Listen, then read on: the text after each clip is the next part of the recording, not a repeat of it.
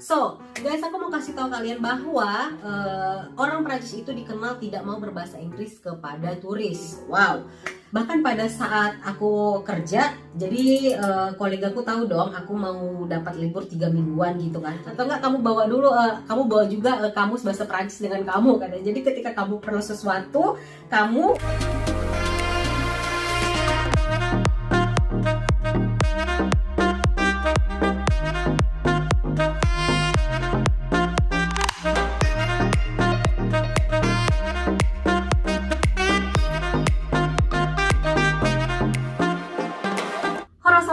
welcome back to my channel. Selamat datang kembali di vlognya Ibet Siagian. Dan apa kabar nih buat teman-teman semuanya? Semoga kalian semua dalam keadaan sehat selalu dimanapun kalian berada. Kembali lagi aku ingatkan, kita harus ekstra menjaga kesehatan kita sekarang ini ya, karena bumi kita ini sedang mengalami krisis pandemik yang luar biasa. Kita doakan aja semoga pandemik ini bisa segera selesai. Terus kita yang tinggal jauh dari keluarga bisa segera berkunjung ke Indonesia kembali. Dan ya, ikuti peraturan-peraturan yang ada. Oke? So guys, di video kali ini aku pengen sharing ke kalian. Kebetulan di bulan 6 kemarin itu aku, akhir bulan 6 ya, aku beberapa hari dan suamiku liburan ke Paris.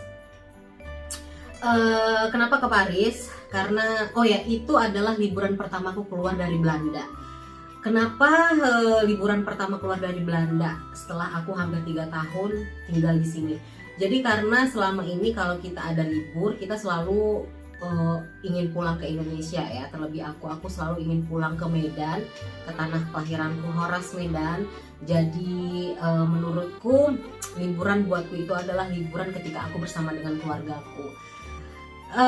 Dan kemudian juga agak susah ya, karena di sini itu kan kita liburannya nggak bisa sembarangan, hari-harinya sudah ditentukan ya, banyak maksimalnya sudah ditentukan. Jadi kalau misalnya kayak kita udah ambil 3 minggu libur di tahun ini gitu kan, atau 4 minggu libur di tahun ini, maka akan susah lagi untuk mendapatkan hari-hari yang lain yang bisa kita pakai untuk liburan ke lain tempat.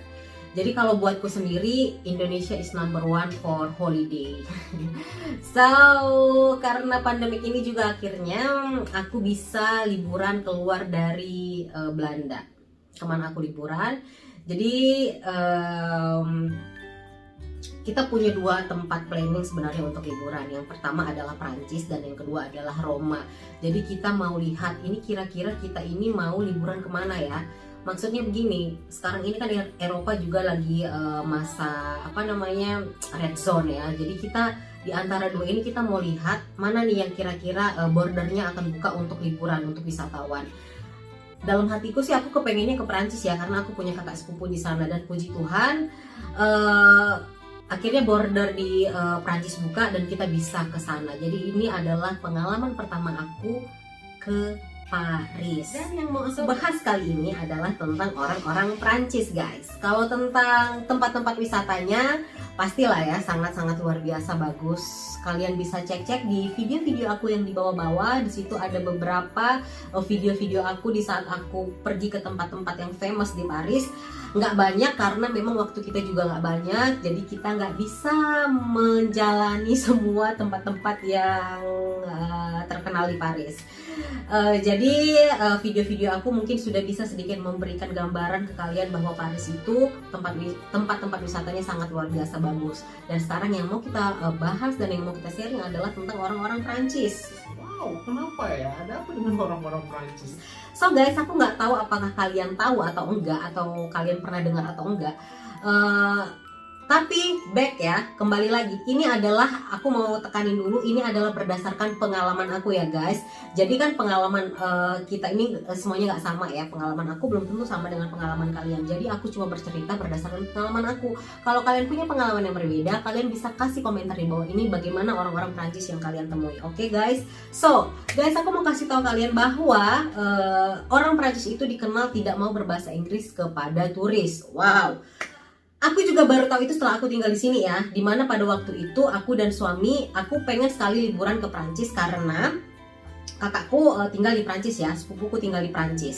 Jadi aku pengen ke sana, terus akhirnya kolegaku tahu dong aku mau dapat libur 3 mingguan gitu kan. Jadi kan mereka juga tahu bahwa kita nggak bisa liburan ke Indonesia. Jadi mereka tanya, nih rencana kalian jadinya mau kemana nih? Apa mau di rumah terus atau gimana? Aku bilang, aduh aku pengen sekali nih ke Prancis karena aku punya sepupu di sana. Seandainya zona merah ini sudah berakhir dan border Prancis buka, kita akan langsung ke sana, aku bilang gitu. Terus mereka bilang, good luck, kata dia gitu. Kalau kamu mau ke Prancis, kamu mendingan kamu les bahasa Prancis dulu deh sebentar, kata mereka kan. Atau enggak kamu bawa dulu, kamu bawa juga kamus bahasa Prancis dengan kamu, kata. Jadi ketika kamu perlu sesuatu, kamu bisa lihat itu kamus, kamu bisa tanya mereka pakai bahasa Prancis, kata gitu. Atau kamu buka Google Translate, kata dia gitu kan. Oh ya, aku bilang, masa sih separah itu? Aku bilang, iya, mereka itu tidak mau berbahasa Inggris sama sekali.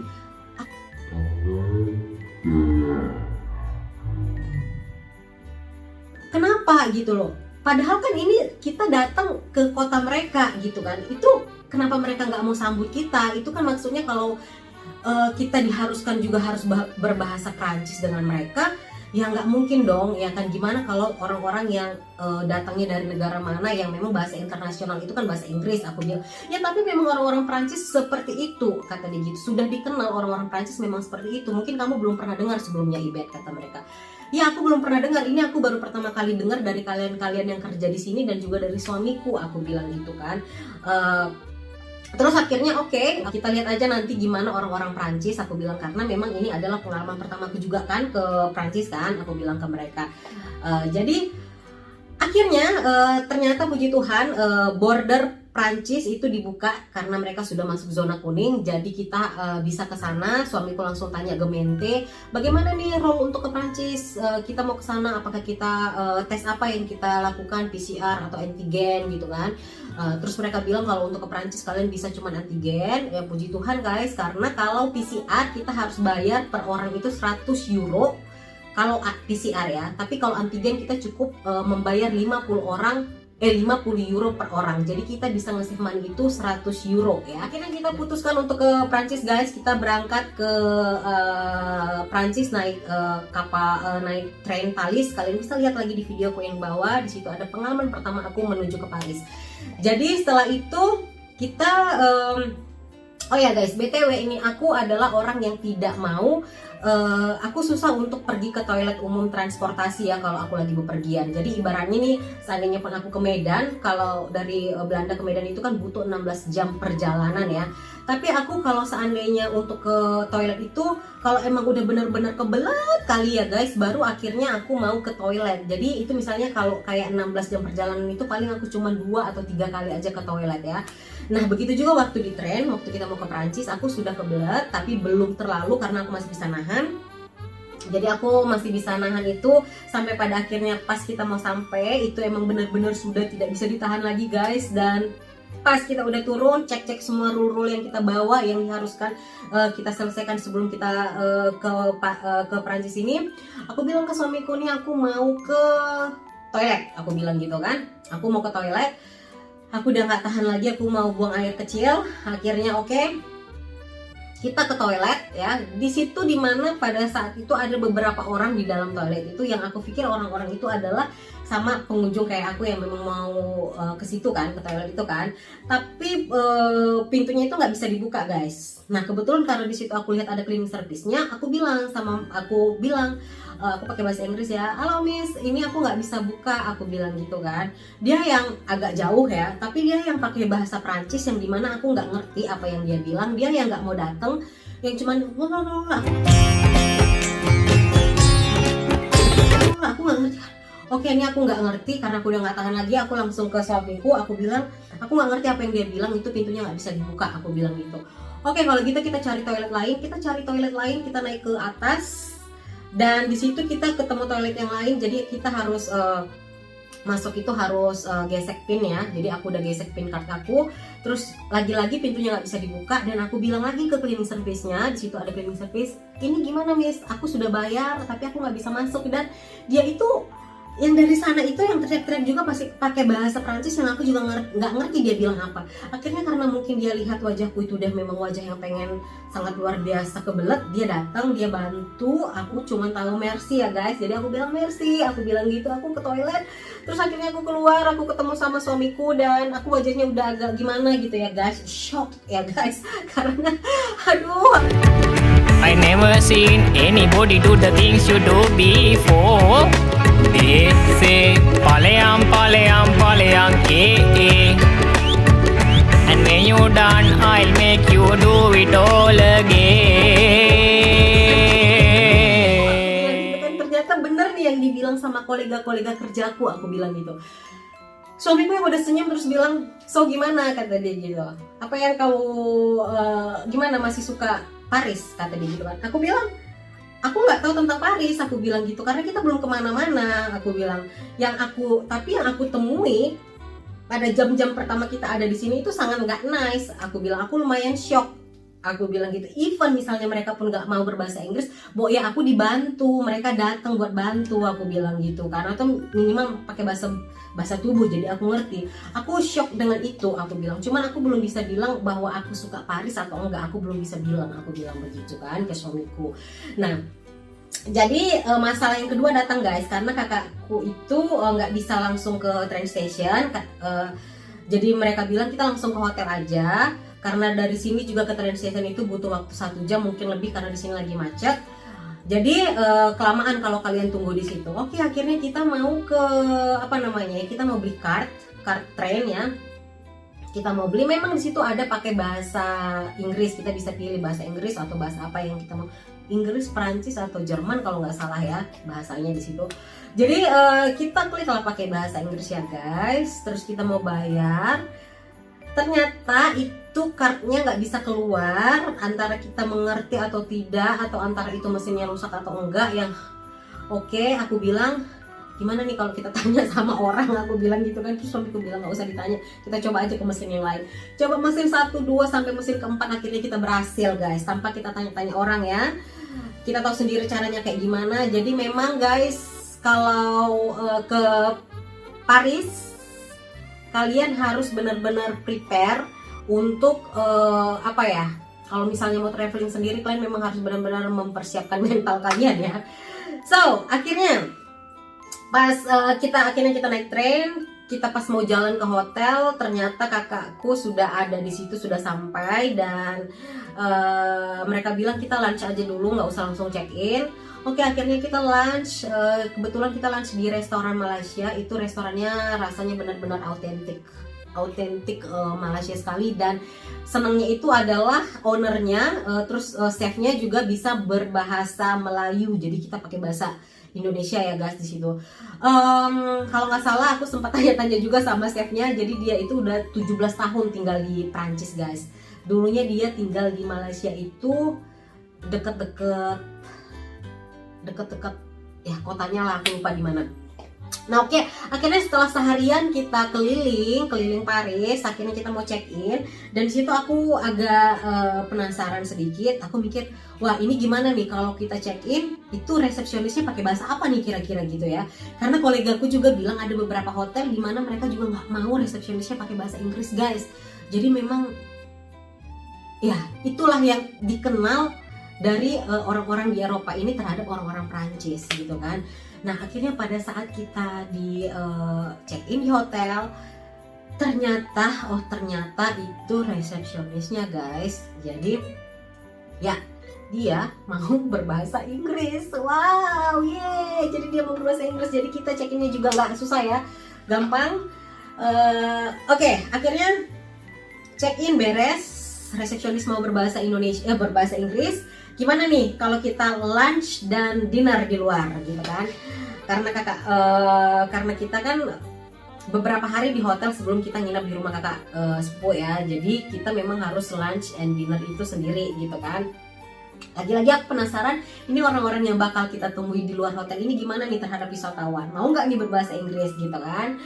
Kita lunch, kita dinner, ternyata guys, ya ternyata mereka mau guys berbahasa Inggris gitu kan.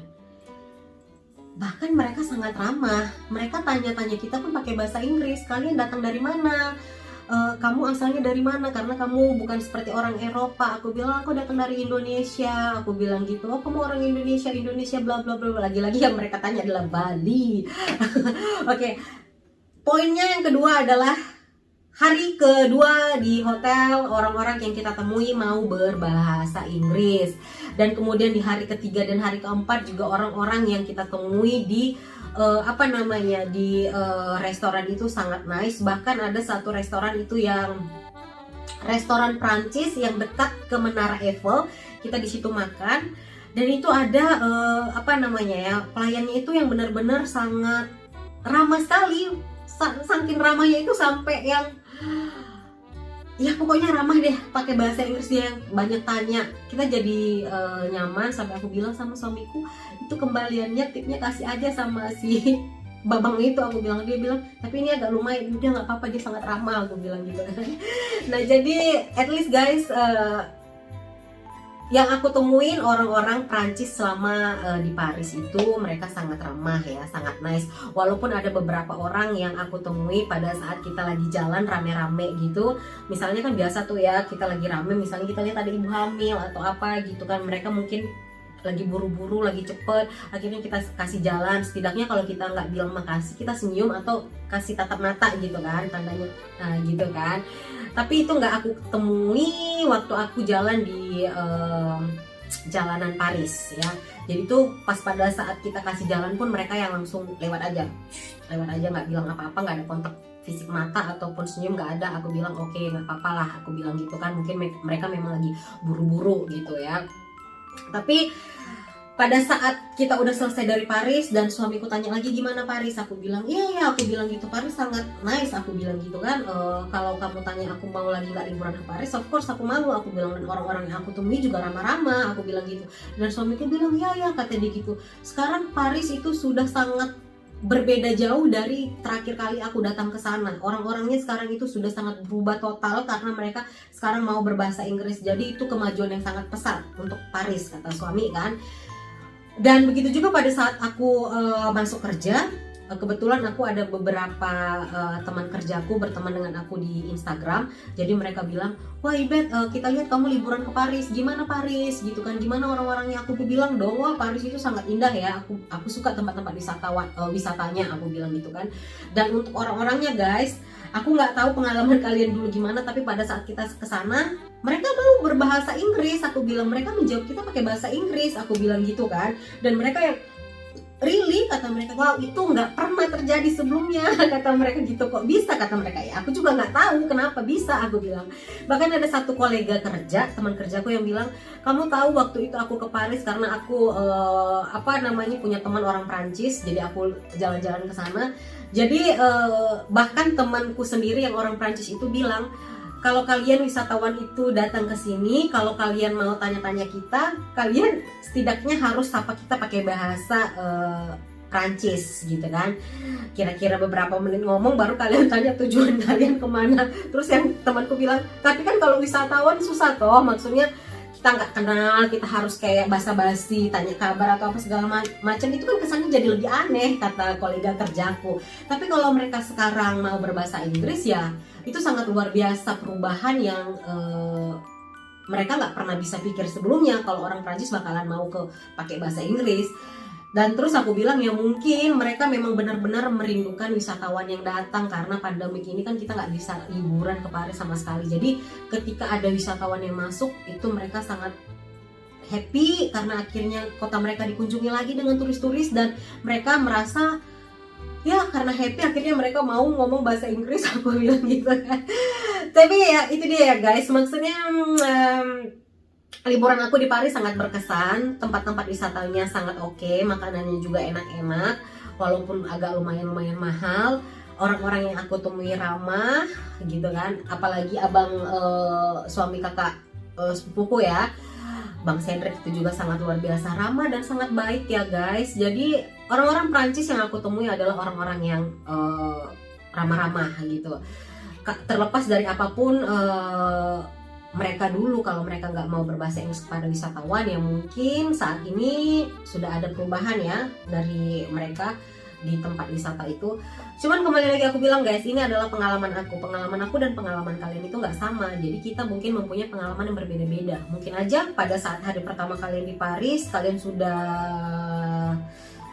dilayanin pakai bahasa Inggris dan kita tidak, ya berbeda-beda ya, nggak sama. Jadi kalau kalian punya pengalaman yang berbeda dari aku, kalian bisa komen di bawah ini. Jadi kita bisa mengetahui bagaimana kesan-kesan kita selama kita liburan di Paris, Prancis.